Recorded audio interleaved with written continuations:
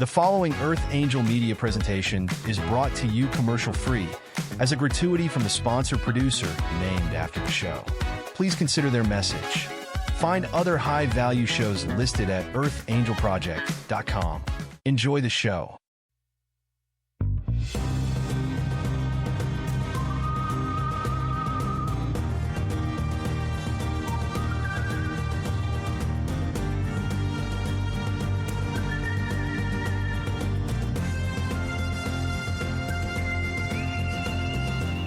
Welcome to Soul Decodes. Join us as we wander off the path to find the ideas that fascinate. We talk about spirituality, the mind, the ego, wellness, and hidden history with tips, travels, and tales. Charms for a better life.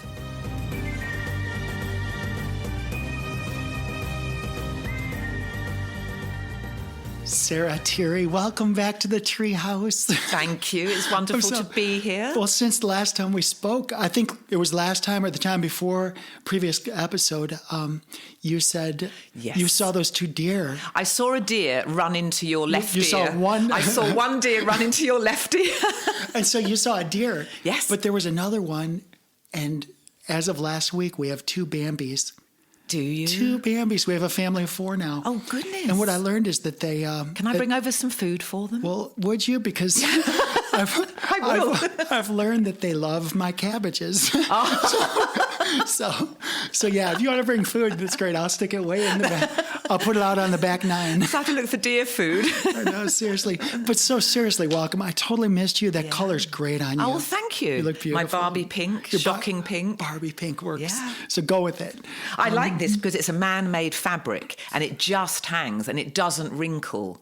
Well, it works for you. Yeah, it's really, really It really good. I does. just love, I'm really into buying these. So what have you done since we last spoke? I mean, it's been busy for you.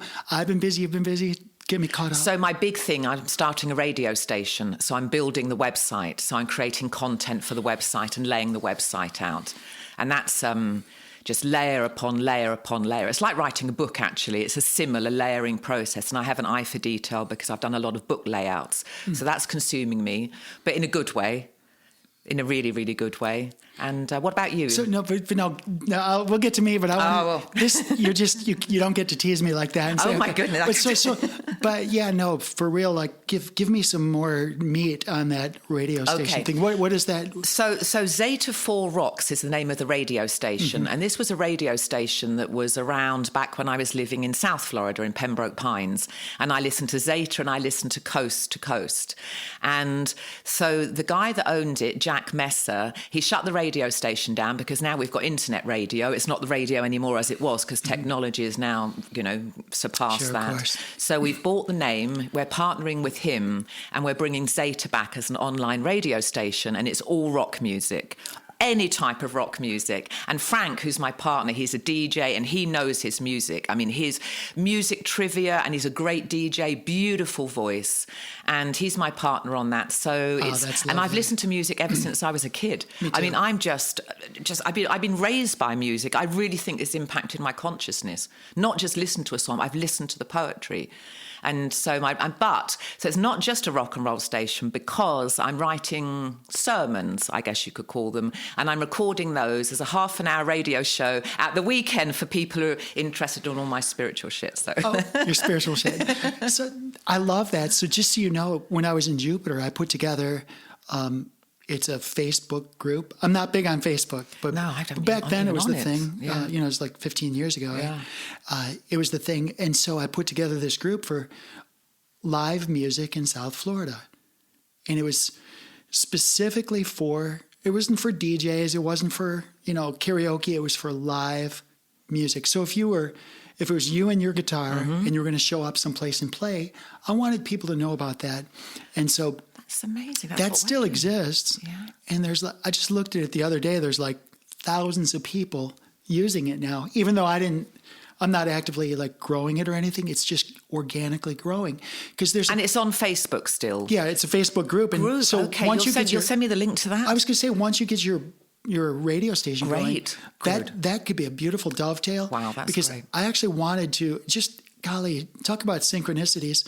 just last week I was thinking how beautiful it would be to make that a Florida-wide thing and just make it, the voice of Florida or the rock voice of Florida or something like that. I like that. So, but we can talk about that another time, but that is amazing. Well, that's really great. And Frank was actually talking about that because what we want to do is discover new rock bands and then we want to bring them onto the radio show and play their music. So this is in line with that, which is I'm going to actually leverage that because of course, this show is yours. Primarily, I'm your co-hostess, but Soul Decodes, that's kind of your thing. Mine is Studio 17, and one of the aspects of that, the template that I'll be using for Studio 17, and you and I didn't even talk about this, is featuring artists. Wow! So this is nuts. You can't even make that up. You can't even make this. I thought, wow. You can't make that up. God. So this is like so perfect that. Yeah. If you have an artist that wants to be featured, you can feature them on your radio show, but I can also feature them like a simulcast, with Studio 17 because I want to have that filler music. I want to have... giving a platform to new talent. And I would love to leverage that if it serves them. And I don't need anything from me. I just want to feature. Yeah. And we'll talk more about this, the creative self, because... Sure. As we get into today's show or today's discussion, I talked to you about what I've done in the past few weeks. So what have you been doing in the past few weeks, young lady? You've been up to some mischief. Well, you know what? It's I can't think of a time when I'm not. But to really go into that, I want to tell you a little bit about my experiences in Vegas, but to do that, I have to set the stage. Okay, that's good. I really have to. No, that's great. You're a good storyteller, and I love that. My sister-in-law does that. It's really important because you get the nuances. Well, there. You got the setting, you got the character, you got all of the protagonist. And with this imagination. And then you got the antagonist, which is, to me, oh my goodness, the antagonist is really something in this one. Oh my word, wow. It's really the real deal. But so let me just go back and just kind of lay the foundation. You may know some of this, you may not, but when I was 45 years old, I decided that I was basically a singer and a trumpet player most of my life, but I decided I was going to play bass guitar. So I bought a bass guitar for my brother for $100. It was a used hand-me-down bass, and I was so frustrated, and I just kept at it and kept at it and kept at it. And you taught yourself? I taught myself, just watching YouTubes and, just learning, just sitting and listening to a song and learning and practicing. And watching, So I was part of a band in West Palm Beach area. Then I started my own band later on in Jupiter, Florida. And then that ended up being very great. But then we relocated here to Central Florida. And I've been with a couple bands. About 2 years ago, I auditioned here in Orlando with arguably some of the best musicians I've ever played with. Wow. They were absolutely amazing, like studio quality, like precision, melodic, musical, the whole thing. And I actually competed against three other... Oh, so it was an audition. It was an audition. Yeah. I competed against three other bass players. Were they any good? They were excellent. Oh, gosh. But I beat them. Nice. And I was the fourth bass player, and I ended up getting the spot. And these musicians were beautiful people, great musicians, but I didn't feel like the resonance. I felt like it was like studio, and I wanted to have something more of a family. So I was really hoping that would be more than it would be. But I'd stuck in there for a little bit, and I got this call from this individual that was putting together a Phil Collins Genesis tribute band. And he was very passionate, and he asked me to be the backup bass player. I said, sure, I'd love to. I'm not big on Phil Collins at the time, but I knew some of the music. I knew some of the music. And Genesis. Genesis. I knew the music, but I had no idea the complexity of the bass lines. And it was a wonderful experience learning those. Right. So the short story is I actually bowed out of the Orlando band to be part of this nationwide effort to be a Phil Collins tribute band.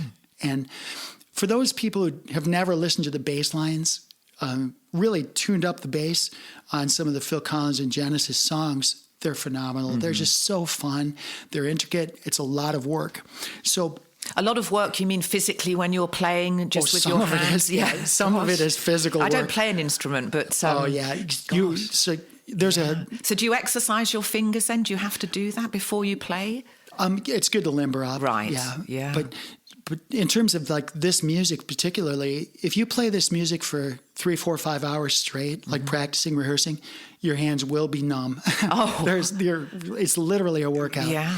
But you can go online and look up Nathan East or Leland Sklar. You'll know Leland Sklar. He played for like Jackson Browne, and he played he filled in for Toto, and like I love Toto. Yeah, he's just when you hear these classic, like the music you and I grew up with in the 80s, 80s, 90s, even the 70s. Oh, 70s. 70s was great bass lines in the 70s. A lot of that was Leland Sklar playing. Oh, wow, so that's so I was basically for oh, excuse me, 2 years. Somebody loves you. It's my son. I'm going to have to text him. Give me 1 second. Okay, we're going to pause right there. Okay. Okay, sorry about that. Okay, so let's pick up. I've turned the volume down, so... I just put on vibrate. He said, shit, so sorry, because I told him yesterday. So I got to remember this stuff. So we'll just cut all that out. It's all right. So what's the last thing I said? You're talking about this guy, and we were talking about okay. And the 70s, and... So the 70s, 80s, 90s, those bass lines were so iconic, and they're so musical and so in many respects very technical. So over the past couple of years, I've dived into those and I've learned them, I've studied them, and I'm a much better bass player having done that. Right. Like I consider myself like almost like a student of Leland Sklar. Nice. In fact, protege. Right here in this room, we had one of the sax players that's played with Leland Sklar. I was here. He was right next to me. Wow. We're playing one of the Phil Collins tunes, and during the break he told me, he says, "Tia Jolie, the way you play bass is very similar to that of Leland Sklar." And I thought, I was emotional. I was like, I can imagine. Are you serious? And then he pulls out his phone and he shows a picture of him standing next to Leland Sklar. How funny. He's got his sax and Leland's got his bass. I was blown away. Like, I was moved to go from somebody who it's never... also kind of confirmation on a divine level, isn't it? Oh, my goodness. And so to go from, like, never playing bass before at 45 years old to being likened to him. Sitting next to this, and, his name was Rob Mader. I got pictures of him playing with Donnie and Marie Osmond, and this guy's the real deal. So for him to say that to me was very moving. Yes. So this whole experience in leaving one band that I really wanted to be with to ramp up with this Phil Collins tribute band was just an amazing thing. Now, and the name of the band? No, I'm not going to go there. You can't do that yet? I'm not going to go there. Okay, I'll wait. I'll be patient. No, there's a reason I'm not going to go there. Okay, all right. I won't ask too many questions. But this is going to be part of this Soul Decode. There's a Soul Decode here. Nice. All right, so I'm not just talking. No, I know. I'm not bringing this up just to hear myself talk. But there is a punchline here, and I want to watch you laugh and then cry and get angry and. I don't get angry unless unless I'm frustrated. Okay, fair. Frustration is when I get angry. Other than that, well, we'll see though. Well, maybe you won't be angry. Well, maybe I'll not. Well, maybe I'll hit you over the head with a mic and I'll be really pissed. Maybe you won't be able to catch me and that'll frustrate you. So in the weeks leading up, now the band was we were scheduled for February 1st through February 10th. We had 3 gigs lined up in Vegas, and then 4 gigs lined up in Laughlin. Where's Laughlin? It's an hour south of Vegas. So all this is leading up to, so for 2 years I put this guy invited me to be the business manager. I put together his website. I did offered my studio. I did everything correct. All right, just kicked butt for this guy and for the effort because I thought it was an admirable effort. He did an excellent job aggregating world-class drummer, singers, musicians. Like, he surrounded himself with the best. The best of the best. Yeah. Like, I was humbled to be part of that group. Nice. The challenge was his singing was average. He's the lead singer. He owns the band. He's the Phil Collins persona. Did he realize it was average? Well, the problem is that many of us expressed to him that we need to up the game. God, it's a tough thing to do, though, isn't it? It's very difficult. And given that he gave me this position as the business manager, I was kind of the point person to say, hey, person, I don't want to use his name because absolutely. It's not relevant. No, not at all. But for 2 months leading up to Vegas, I was like, hey, person, we really need to like work on what's in your monitor. We need you to hear more of the lead guitar or the keys. Because his voice was really pitchy. It was like all over the place. So much so that I brought my brother Jeff in from Chicago. Okay. He's a world-class audio engineer. He put together this rack behind me. He's done cruise ships, synagogues, Soldier Field. Like, he's done major projects. Best audio guy in the world. That's incredible. And I paid for him to come down here and to take care of us. And I told him specifically, my brother, Jeff, I said, I have to have this lead singer. I need to bring his pitch where it needs to be. When he hears too much of himself, he's all over the place. We need to have him.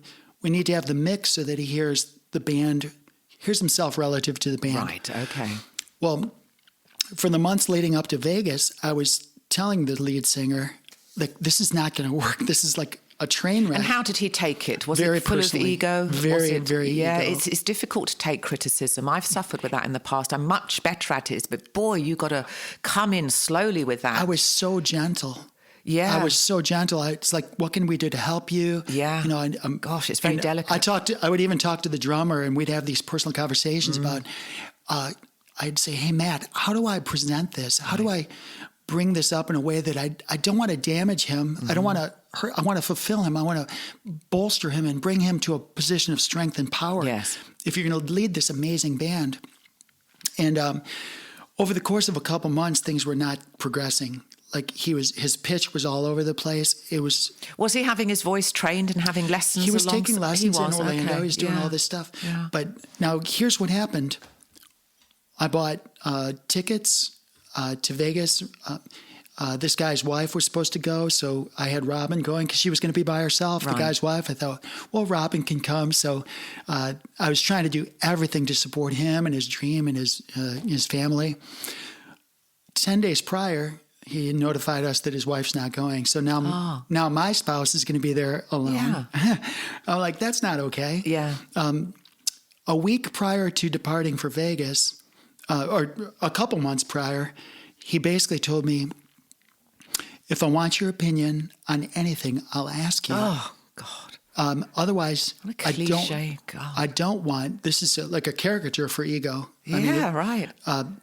If I want your opinion about something, I'll ask you. Yeah. And I started wondering, it's like, what's this about? Because if we're business partners and there's no collaboration. I did. He feels offended. Yeah. He feels indignation. And for like 2 years, I was just like kicking by. Like, I redid their website.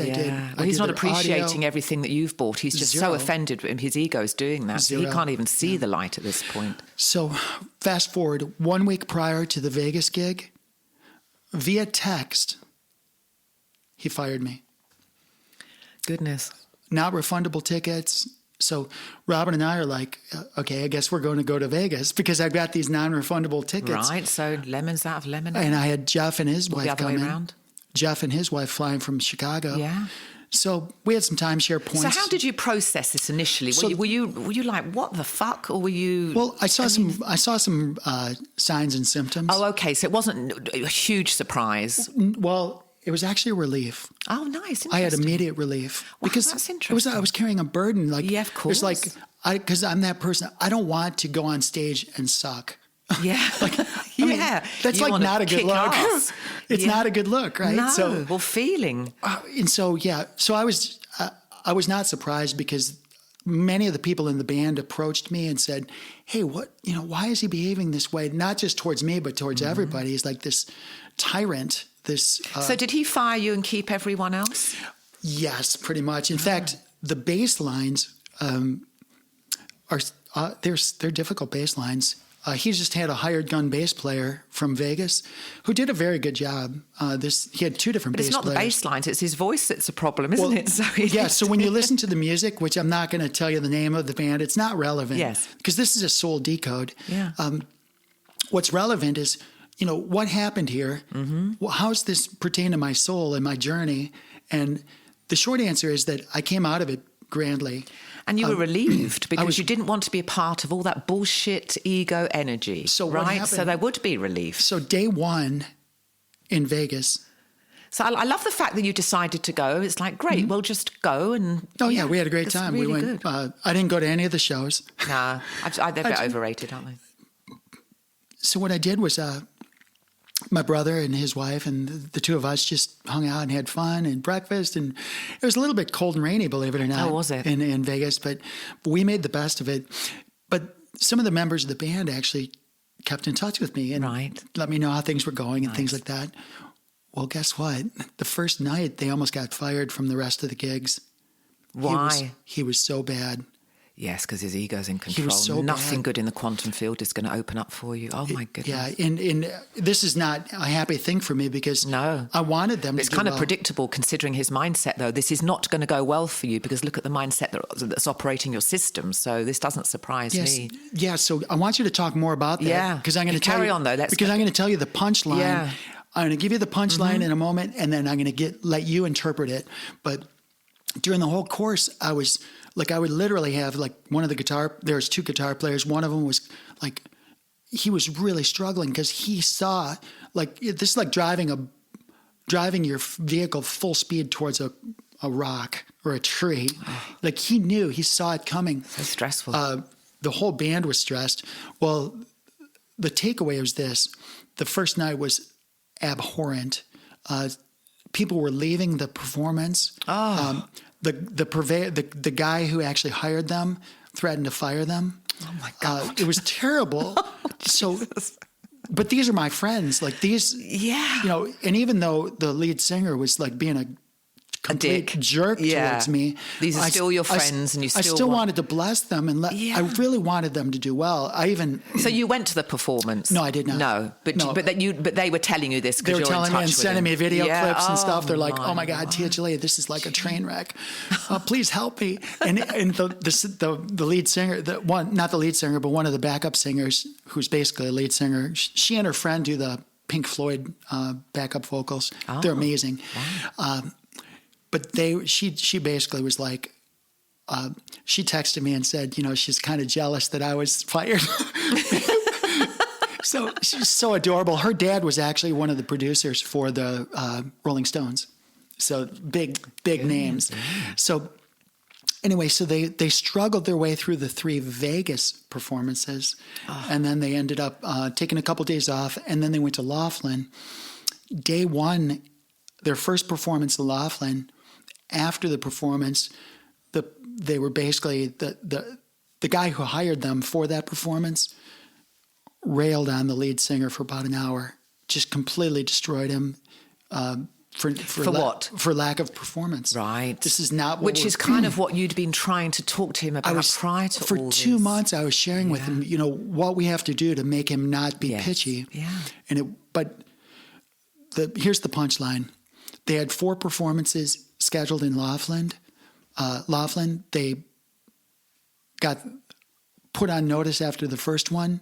They were granted the second one. Oh, that's so stressful, though. You're going to really freak out on the second one because everything's on the line. They didn't do the third and fourth because they were fired. The band was literally fired. And by all reports, there were people like the guitar player's friends who basically said they went to the performance. They said I've been to many Vegas performances. That was like the worst I've ever been to. And so to me, in my world, in terms of the field, that was like instant karma. That was... Well, it's not karma. It's actually energy. Karma's different. We can talk about that. Okay, yeah, but it was the low-grade energy. This is where I get to hand you the ball because I'm in a tremendous, a space of peace. And I'm actually very sad. There's this level of sadness because... Well, that chapter's closed and a new one's opening, and it's that interim, isn't it? Oh, yeah. Yeah. And no sooner I didn't even get home. I didn't even return from Vegas. And it wouldn't even be sadness. It'd be more like a loss because you've lost the band and the friendships, and that was part of you. So there's a loss you're feeling. Well, the friendships with the band still persist. That's nice. I've actually had offers already to be in other bands, so I'm going to land on my feet. So I wonder what's going to happen to this dude who's fronting this band, though. I wonder whether he's going to sit there and have what they typically call a come to Jesus moment. I wouldn't use that vernacular, but at some point, like, what is going on here? Is he spiritually inclined to any type of self-analysis? Well, I've come to find out that this version, this iteration of this tribute band was his fourth attempt. There were 3 bands before us that he completely gutted. I mean, it's just still with Phil Collins. Phil Collins, Genesis. Yeah. So I don't know how many times he's going to do this. It's not relevant. I really want him to be happy and healthy. I really want him to achieve this dream, this goal of his. I think that if he changes a few things, he could probably realize his goals, but he's not open to it yet. Yeah, I mean, pride is, and that's what it is. I mean, I've gone through things in my life where I cannot stand criticism, and my ego mind will roar up and defend itself vigorously.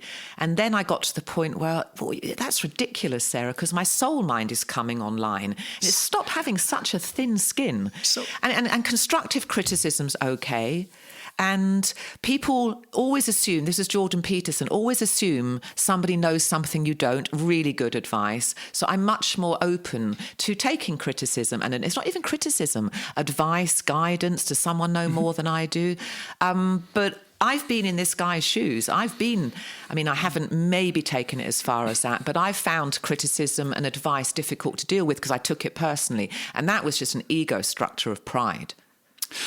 This is going to be something we're going to talk more about because I love how you talk about your ego and your 2 programs running the show. Just kind of dancing together, kind of pushing and pulling and kind of swirling. Well, they should be when they're in unison. You don't have to defy the ego. The ego is who you are, but they should be dancing in unison, not coming off. They should be melding together. That would be, I think, if I were to define the word enlightenment, it would be your ego and your soul, the Holy Spirit, running in unison. So this is going to be curious if Jordan Peterson ever listens to this podcast.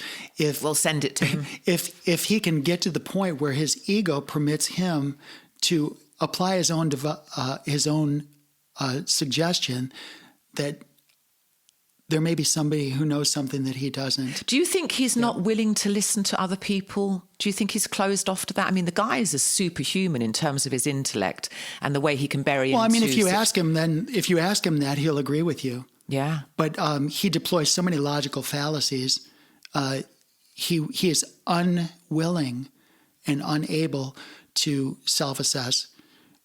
And I know you're a fan of his. He needs to talk to Sam Harris more. Well, I know you're a fan of his, and I'm not here. I'm not here to disparage him. But it's not. I mean, I think he said some most lucid, constructive things. Now, I haven't heard what you heard, and I don't share the same opinion. But I'm not saying that you're wrong. But someone doesn't have to be all right for me to respect them. It doesn't have to be like that for me. And I think self-analysis, I think you could be right. You've got to detach from ego, come back down to presence, and then observe your own mind. And I don't think maybe he's not observing his mind. So he's full on in ego structures. I think he's done a great service to a lot of people, but there's probably ideas that, are wrong and they're a fallacy. But then I could say that about my own ideas. I hope to self-correct. And what you're saying is that Jordan might not be self-correcting at this point. And to be fair, in fairness, there are many, many, many things that Jordan's put out there that I absolutely respect and admire. Some of them are related to like I'm a libertarian in terms of my structure. I believe in power to the people. Right. I believe that the structures, the powers that be, should not be telling us what we can say or what we can't say, when we can say it, what we do with our bodies. So in that regard, I think he's done some beautiful things. What I'm saying is that when he puts things out when he puts things out in terms of his opinions, what he's saying oftentimes conflicts with what he is doing. And I think that it's important that if you're going to make a statement, like you just said earlier, that that perhaps somebody knows something we you should don't. be open to somebody knows something you don't know. It's been my observation that he is unwilling to explore those potentialities that.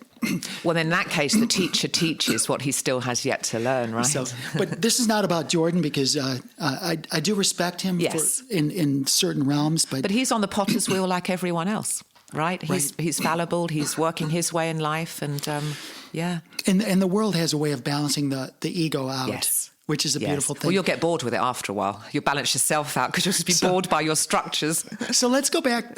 I really want to get your decode on this, because I feel like I've operated from a sense of altruism. I feel like I've really done great for the band. My heart really wants them to do well. Now, to answer your question about where's this leave the band, well, right after the event, they actually contacted me, several individuals, saying, Jolie, do you still have access to the website? Because I want my image and my likeness to be removed. Of course. So they've basically, this version of the band there's been a mutiny.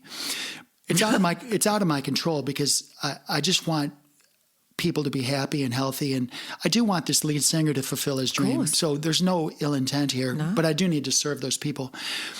But given that whole thing, which I didn't really want to go in that depth, but I do think that as people who are listening to this go through life, there's going to be times where they do things for a month, a year, 2 years, 20 years, where they work and they do things with good spirit, with good intent, and then the world gives them a shit sandwich. And, all of us have to interpret that. Like, well, what do I even do with that? the world doesn't give you anything. You've created it. We're not being doled out a shit sandwich. We somehow, in our energy, created that. So what happened to this guy was his creation. So by extension, though, you're suggesting that I created the shit sandwich that I ate. Well, you haven't eaten one. Yes, okay. You haven't eaten one. I didn't eat it. Remember, you were relieved. There's plenty of opportunities for you to have another band. You could have been in a service mission to this band, and it could have gone either way. This might not even be a lesson for you. This might be about him, and you've been embroiled into a situation where you came in, you wanted a manager, you wanted to give your expertise. So you can't see this necessarily. You still have to examine it, but you can't see this necessarily as being a lesson for you. It sounds like this guy is the one that needs to do the evaluation, and you facilitated his lesson, and it felt rough for you because now you're going through some loss. You weren't expecting this. Maybe you got to I don't know if you've been fired in the past, and that's not a nice feeling, is if you're fired, right? So, but it might just be about this guy's growth, and you were there at the right time, and you're through it, and you've learnt a lot. You must have done, and that'll all just upload into your head and then just move on to whatever else the universe has got in store. So I do have to tell you that I think you nailed one of the most significant outcomes. And the reason I wasn't upset about being fired was... Well, it was relief. It was a relief. There's no doubt. Mission accomplished. That's probably why that was. But when I look backwards, like my previous band was up in Mount Dora, and they played... rock and roll from the 60s and 70s, just the Allman Brothers and things like that. And, we'd play like some Jethro Tull. Like some of these bass lines are very difficult. In fact, that band wanted to play Jethro Tull songs, but I was the only bass player that could do it. And that's so, wow. It's like, because there's some intricate bass lines. But even then, when I left that band, I was amazed at how I felt, because when I went into the band, the discussion I had with my spouse was, I don't even know if I'm good enough for this band. That's great. And then, really great. It's great to say that, right? But I seriously, like, they were such good musicians. Yeah. And I'm just humbly looking at this going, these bass lines are so difficult. But I always tell people, it's like, I don't even read bass music. I listen to it and I play it, and I study it and I play it again and again and again. In fact, I joke because Robin knows my bass lines as well as I do. but the point is, like, I became a better person from that the band in Mount Dora that played the 60s and 70s. But this experience, when I look back at how I became better, I became a better friend to my bandmates. Nice. A much better bass player. I feel like I can go play anything right now. That's great. Yeah, I just... So confidence, it was So my self-confidence, yeah. But also managing, I'm better with websites, I'm better with audio, I'm better in so many ways, even though I didn't get that iconic shot playing in Vegas as a bass player. Yet. I didn't get that. Yet. God bless you. You're so sweet. So anyway, I'm just saying that I have like this infinite number. So let me ask you these numbers of blessings that are just off the chart. What did you fuck up at? What when you look back, do you wish I shouldn't have said this? Did I mishandle this? Did my ego pull on this? Have you gone and seen anything that you would have changed that could have changed the outcome? Anything power? I'm not talking about a minor little kinky conversation. That's a brilliant question, and I've had that level of introspection like for a very long time. The short answer is I wouldn't change a thing, and I'm perfectly glad things happened as they were. If I would have gone backwards, the only thing I would have changed is something that I've experienced most of my life, is that sometimes I stick with bad friendships or bad relationships longer than I should. So the takeaway would be, I've got this idea that I can make things better, but sometimes I do more for the other people than they're willing to do for themselves. And this happened with my previous marriage, where I was busting my back trying to get everything done and trying to make things right and trying to do everything myself.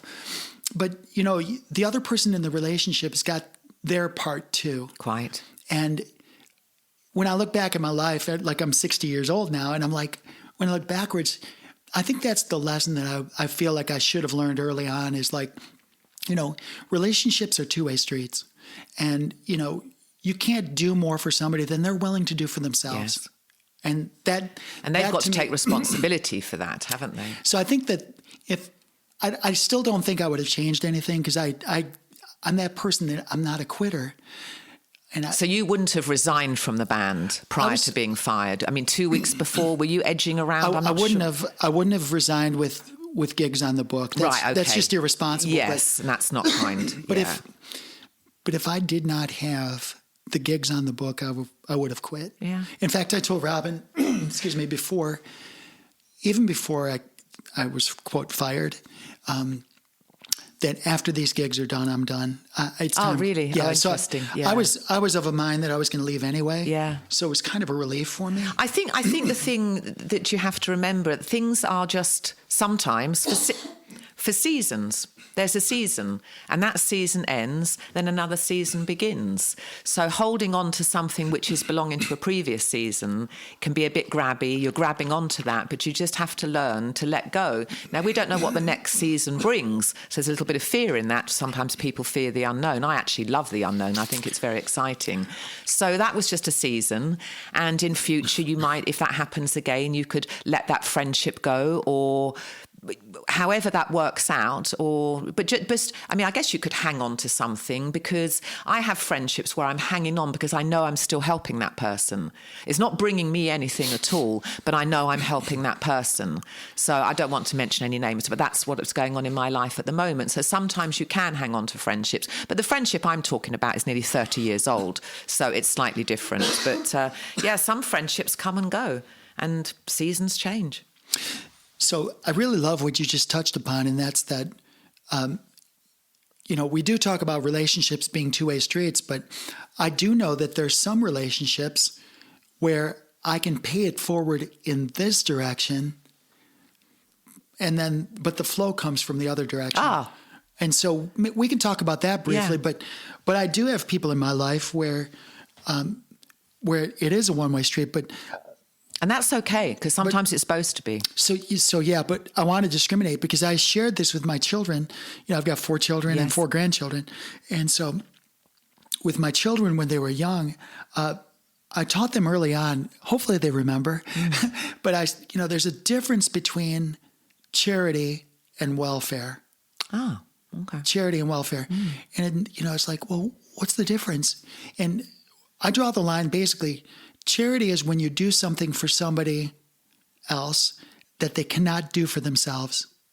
Ah, okay. Okay, so welfare is when you do something for somebody that they could otherwise do for themselves. Ah, interesting. I like that, yeah. So what I try to do is I try to assess, is what I'm doing something for them that they can't do? In which case, I have no problem being a one-way street. But my game plan would be to help them reach within themselves so they can eventually do it for themselves. Yes. So there's this level of inspiration or empowerment, Encouragement. Being a cheerleader. Yeah. Those things I think are important because you can start off in the charity, but then you have somebody that's, a lead singer that fails to progress. At some point you have to cut Yes. bait. At some point you have to cut Yes. bait and leave and just, this is That's not a gonna great work. way of laying that out. So that's kind of my thing is, but if somebody is, say that they're handicapped or they're I'm not a politically correct person, but say they're mentally incapable of doing something, I will help them as long as I'm able to help them. Like I will stick in there and help them. But the moment you're seeing that they should be capable of doing it, they're now using you as a crutch, and that's when you pull back. And it's not digital. It's not all or nothing. But I can start weaning myself. Yes. I'll start weaning. Kindly. Yeah. Yeah. So here's an example in real time. I found, I think you know this, but back in January of 2020, I stopped taking money for my consultations. So I was charging $150 an hour and I just went zero. Yeah, I love that. Because Spirit told me, it's like, I've got these skills and capabilities and knowledge. Good None of for it's you. mine. Yeah, but it all comes back anyway. It's just, it's if you give it here, it comes back from here. There's no such thing as giving. It is receiving. So I think it's beautiful that you're not charging. Oh, it was the best, really good choice, that. You have no idea, like the amount of receiving. I didn't do it to receive, but I know, but it's still a universal law, though, and you've tapped into it, and you can talk to people. People don't have $150. That's a lot of money to a lot of people who are suffering. So the fact that it's so beautiful, it's really charming. And so what I found myself, what I found happening, Sarah, is that I have people where I was falling into this thing where I was doing more for them than they would do for themselves. So I had to set up an algorithm or some sort of a filtering type process. Right. So what I do now is I've got a couple, like as soon as somebody contacts me, because I was at a networking event this morning and people contact me and they want help and they want assistance with their health and wellness. And it's free. But the very first thing I do is I drop them a 6-page PDF, 6 pages. Anybody can read, a fifth grader can read 6 pages, right? It's very simple. It just explains the 7 stages of disease. Yes, I've read that. Okay. That was excellent. So the reason I do that is if they say they want help and I send them a 6-page document and say, please read this 6-page document and just drop me a text when you're done. If they don't do that, this is evidence they don't want to help themselves. Yes. So I use that kind of as a filter. It's a filter, yeah. And then if they do get back with me, hey, this is great. Thank you so much. I had no idea. There's so much information. Yeah, now they've got the right questions to ask. Now they're coming loaded. Yeah. And now I can say, great, here's the next step. Right. And I'll send them maybe a 10-page, a 10-minute questionnaire. Just about, the stuff. Or recommend a movie, or recommend they need something. A video. I did Game Changers because, so I did that. I want them to take the next step is the point. Because this way it's a dance. But you want them to self-motivate to some degree. You can't keep pulling on them. And then this allows me to ascertain, am I wasting your time? Am I wasting my time? So what are your thoughts on all that? Sounds great to me. It sounds a very practical way of running a business, which is what you're doing. You're being of service. You're going to have to put some filters on. You can't just flog a dead horse or a horse that's been dead for a week. You've got... So that sounds good. So this is awesome. Well, thank you for being a sounding board. Well, you're welcome. For me on the Vegas thing. It's fascinating. Let's just wish that the guy that's fucking up his band and all the rest of it, let's wish him well. I feel sorry for him because I've been in similar situations where my ego is just totally dominant, right, and I'm not hearing the messages from the universe. I'm not hearing the people in my place. And that is rough. And I feel bad for him, but he'll get there. I mean, we're reincarnating over and over again. Mm-hmm. If he doesn't get it in this life, he'll get it in the next. But sometimes when shit hits the fan, we do wake up. So I hope he does, and I wish him well. And, and same here. I think the whole band, even though the band mates kind of mutinied and left. But when I laugh, it's not because it's funny. It's just why do I laugh at crappy things? I just make sense of it. When you just say there's a mutiny, I mean, a lot of shit went down. Well, he was one the captain. Thing after the other. Well, think about a mutiny, though. I use the term specifically. You're the captain. You're on a ship. Nobody can get off that ship. They had to go. They had to perform. Yeah. There's no swimming. And now they've got to gang up on you because now you've ruined it for them. So it wasn't really a gang up. A mutiny doesn't mean gang up. It means that I'm gone. I'm out. Oh, right? You're bailing out? A mutiny means that you're leaving. I thought a mutiny was when you gather with other people and then it's like move over, pal. There's a new captain on this ship. And I think that's the mutiny where we'll have to look at that. We'll have to ask. Yeah, I would say the difference would be, are we at sea or at port? Because if you're at sea, you have to take over the command. Okay. But if you're at port, everyone's like... What happens if you're on the Starship Enterprise? I know, right? you just do your little pod. Get out of here. I miss your laugh and your giggle. You're so cute. Well, it's been wonderful. It's lovely talking to you, as always. So what do you want to do next? Have a cigarette break. Okay. All right. So we're going to take a break. And let's connect again sometime soon. Really. Yeah, let's do that. I'm looking forward to it. And we won't talk about band stuff anymore. Well, unless it comes up, because I'm going to be thinking about what you've said. So I might have a couple of theories or questions, because I get inspired by conversations like these. Good. But we've got so many other things to talk about. Let's connect. And as far as a Vegas gig, that's in the future, baby. Okay, let's do it. Manifest that. You know what we could do is we can take this show. Let's take this show on the road.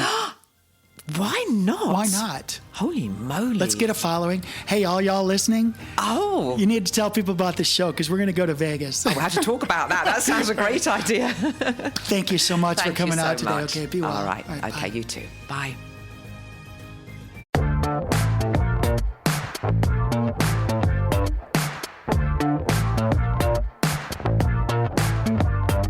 Soul Decodes, a feature presentation, airs every Friday on the Earth Angel Media Network.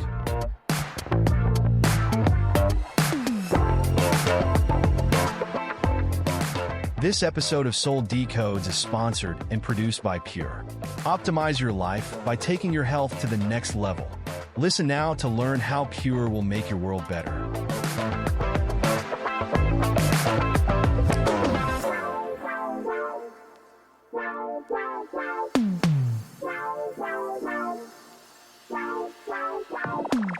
Pure is an American-based distribution system of online portals that give discounted access to clean, potent, natural, and ethically sourced healthy solutions for fat loss, muscle gain, immaculate skincare, immune system support, whole body cleanse, physiological balance, and performance support for athletes of all ages. Pure handpicks the best products and nutrients from world-class companies, always adding to their quickly growing wellness lineup that now includes Korean skincare, medical-grade nutraceuticals listed as pharmaceutical alternatives in a physician's desk reference, and healthy coffee that rivals the world's best, but for only about $1 per cup. Soul Decodes listeners looking for vitality, youth, beauty, and better health can get 25% off retail by visiting livepure.com/Sarah Tirri and signing up for free as a preferred customer. If you are a content creator, influencer, or home-based entrepreneur looking for worldwide cash flows from the emerging gig economy, Pure's state-of-the-industry brand partner affiliate program can bring you up to 7 different payment vectors as bonuses. As a content creator aligned with Live Pure and Earth Angel Media, you will enjoy massive co-marketing benefits, including a cutting-edge website that is personally branded to you or to your business. Sign up as a brand partner at livepure.com/Sarah Tirri, or drop us a note at connect@earthangelproject.com to get more information.